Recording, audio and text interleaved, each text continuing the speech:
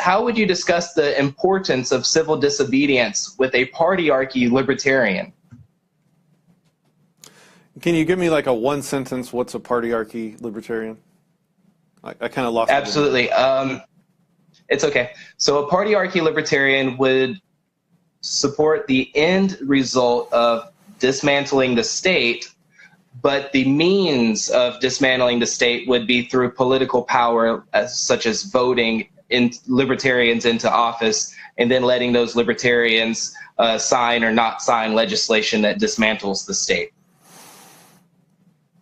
I think you first have to acknowledge that there is no mechanism that can be there's no lever that any politician can pull, all the way to the president himself, that would end the state.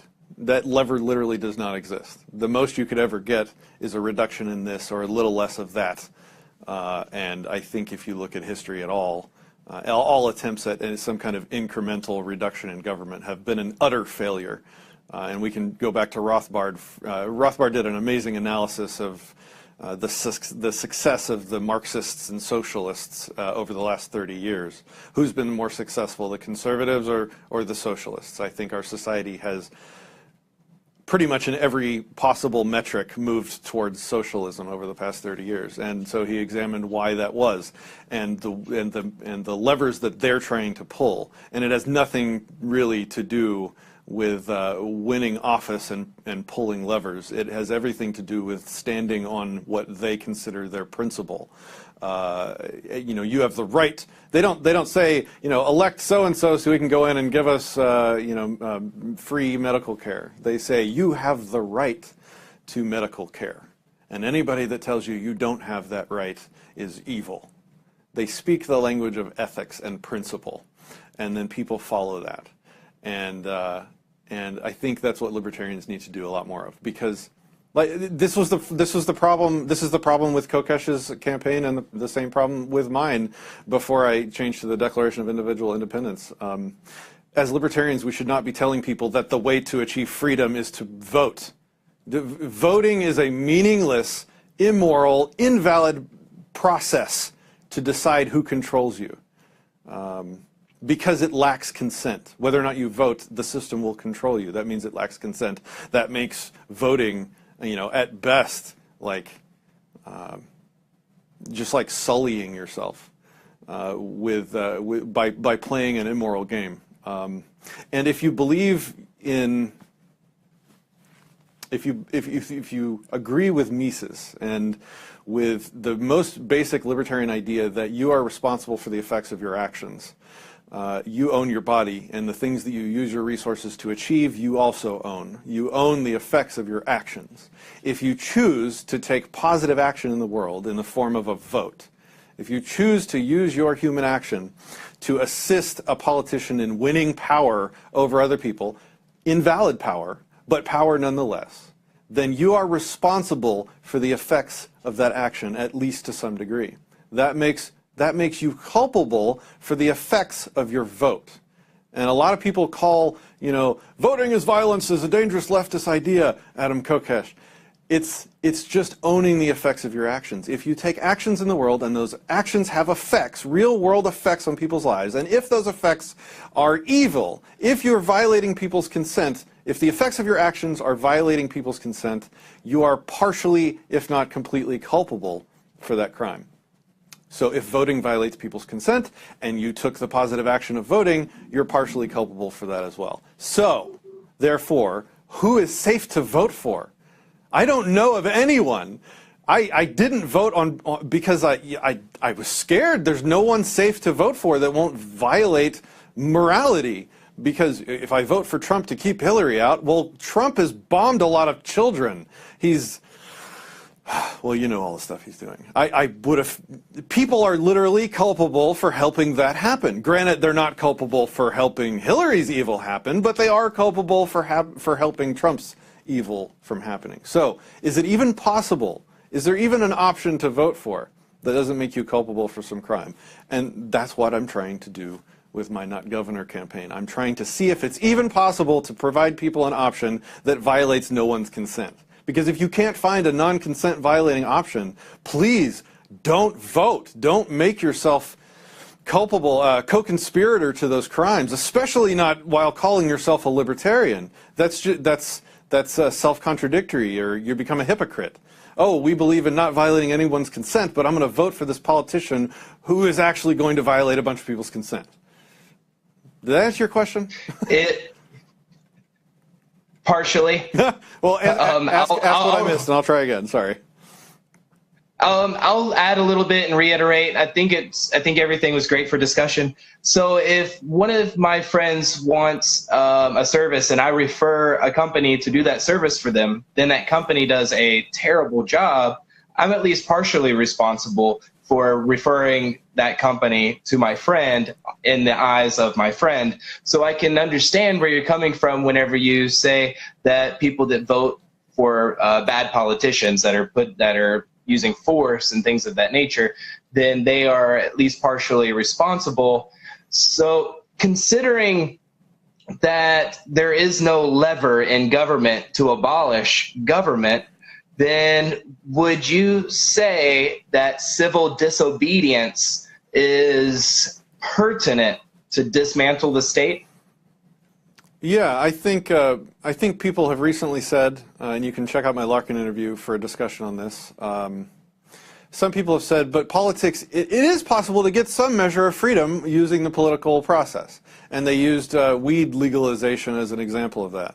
My response was that, no, politics did not grant more weed freedom. It was the mass public ignoring the bad laws, doing it anyway, telling their friends, sharing it with their friends, talking about it, demanding the freedom. And politics followed, because the government has to at least maintain a veneer of consent of the governed. And if they go against the mass will of the people too much, then people start to see behind the curtain. So politics did not provide weed freedom. The people just did it and demanded it and made it happen.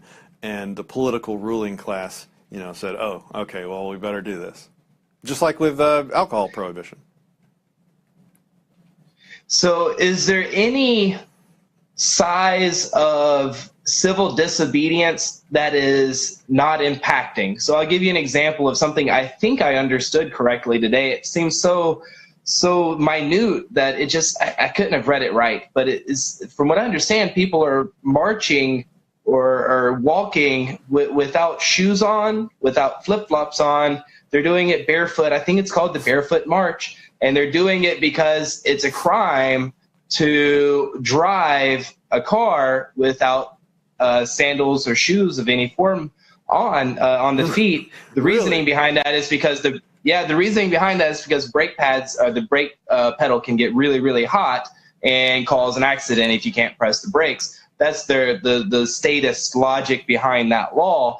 So the question is, would that be an example of fighting a law that is so minute that it's a waste of time to engage in that civil disobedience? And if so, how big should someone start? And if not, how little should someone start? It is a total personal aesthetic preference. There isn't a moral should, so let's leave that alone for right now. It's not like you have a moral obligation to resist. No victim ever has a moral positive obligation to resist. That said, I roll stop signs quite frequently, and I especially like to do it when I have a car full of blue pillars. They're like, oh, you just blew through that stop sign. I'm like, yeah, there's no one around. There's no victims. It's a dumb law. I shouldn't be attacked for that. If people are getting attacked for not wearing shoes in cars, imagine that's like a marketing campaign ready to go. Like, want to be safe? Like, the cops will literally, ostensibly, to keep you safe from barefoot driving, they will attack you and rob you for doing that. They're handing us those sales pitches. So is it too small? Like, rolling a stop sign is a great example. Even when there's no one in my car, a lot of times I'll roll a stop sign if there's no one around, because if there's a victim, it actually becomes a crime, right? But if there's no victim, I roll the stop sign, maybe some neighbor sees it happen. Now, most people would probably be like, lawbreaker, that criminal, I wish there was a cop around, and a lot of people would even call the cops on something like that. But Do I think there's anything too small? No, because even if no one sees it, you in your own head are flexing the muscle of I own myself, I own my body, I maintain agency over my property, and I'll use it however I want. And so if not wearing shoes while driving, flexes that muscle, do it, man. Do it. In the spirit of devil's advocate, wouldn't getting caught by the police engaging in civil disobedience be counterproductive to the agorist movement? Because once a police officer catches someone engaging in civil disobedience, the next step is handcuffs, the next step is court, and the next step is fines. So or murder, the person depending on now your level becomes of a criminal. resistance. That's true. But if the person is required to pay fines, then those fines go to the state. So would it be a counterproductive movement to engage in civil disobedience and get caught by the state? So you briefly said there something that made it sound like the victim was culpable for the money going to the state, which is absolutely not the case. You can never victim blame in that way.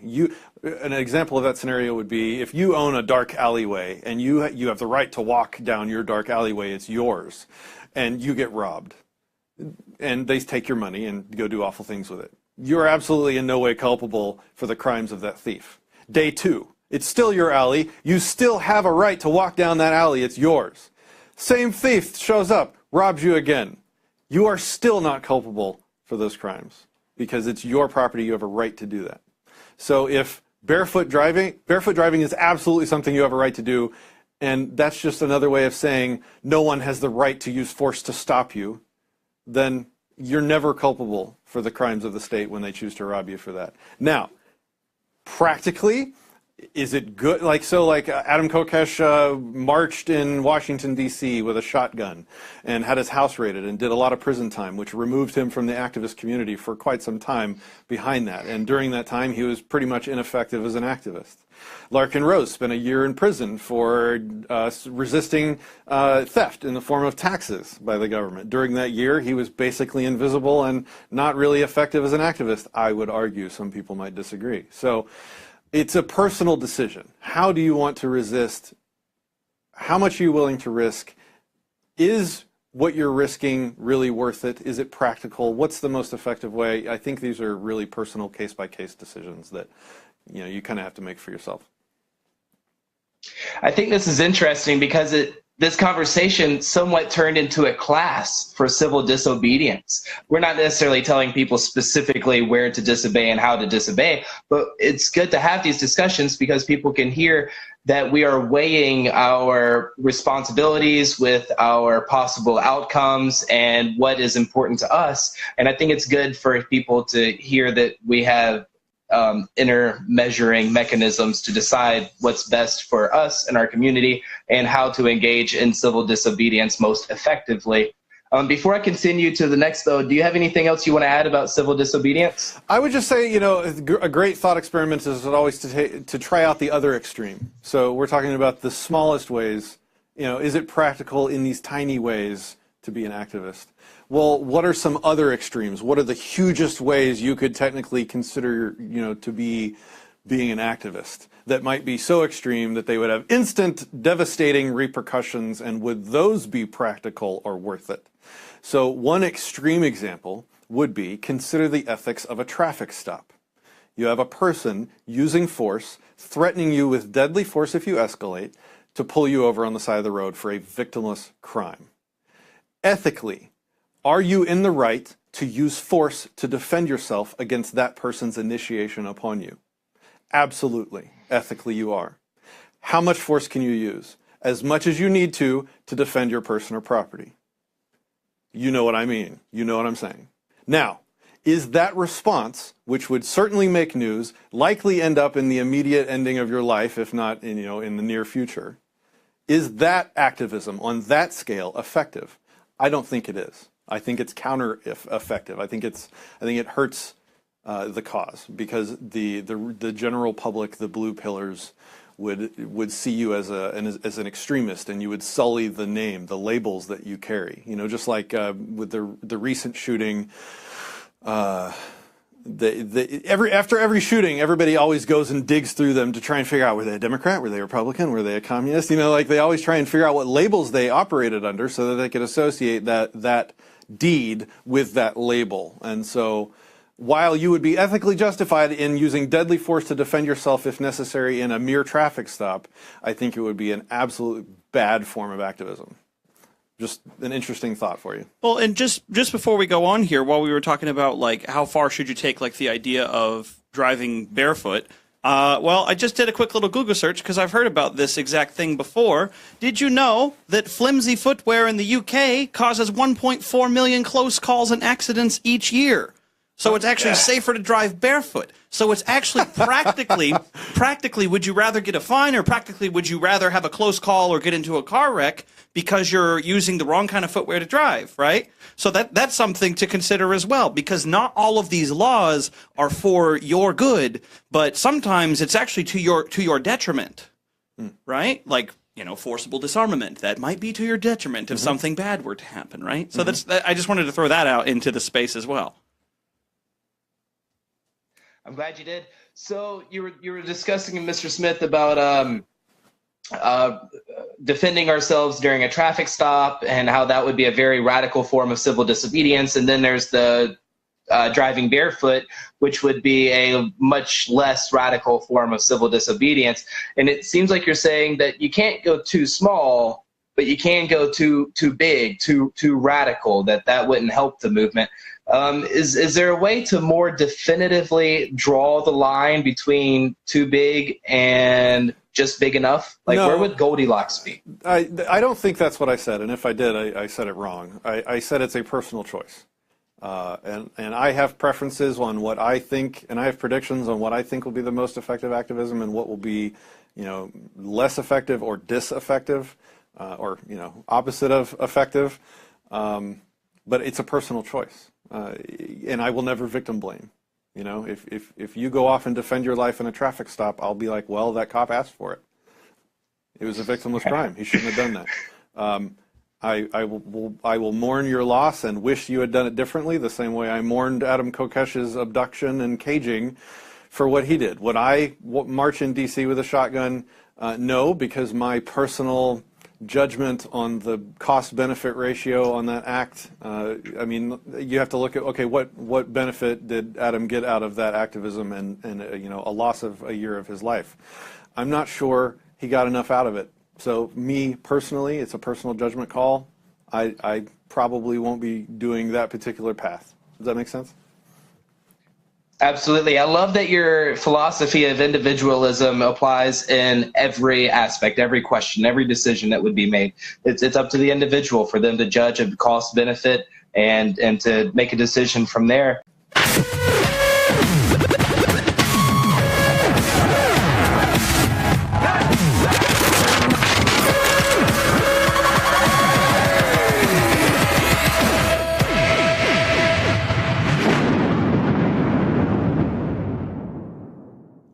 Ask a Libertarian Facebook fan page is spreading awareness of libertarianism and informing non-libertarians while empowering those who support liberty on a daily basis. This is your opportunity to be empowered, and let us advocate libertarianism for you at facebook.com/askalibertarian.